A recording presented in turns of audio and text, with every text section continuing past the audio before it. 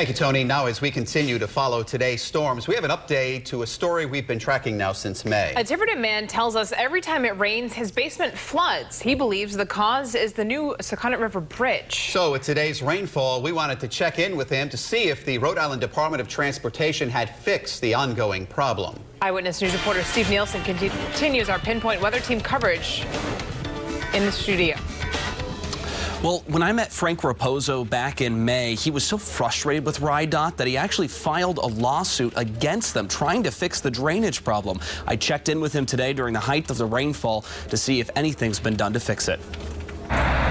Relief. The rain fell hard in Tiverton, but Frank Raposa's basement did not flood. I knew there was a big storm coming, but in a way, this is a test of what they've done to correct it.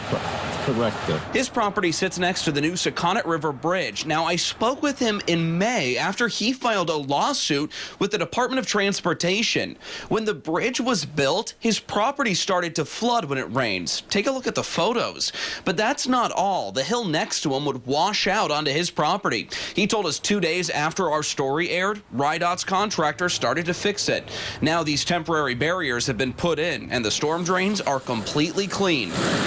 Raposa says it solved the problem. 3 months ago in this kind of a storm, we'd be seeing... Oh, it would have been a couple of inches of water in the basement because it was flooding the entire property. Now, although progress has been made, that's not to say everything's done. Crews still have to find a way to fill in this large washed out hole.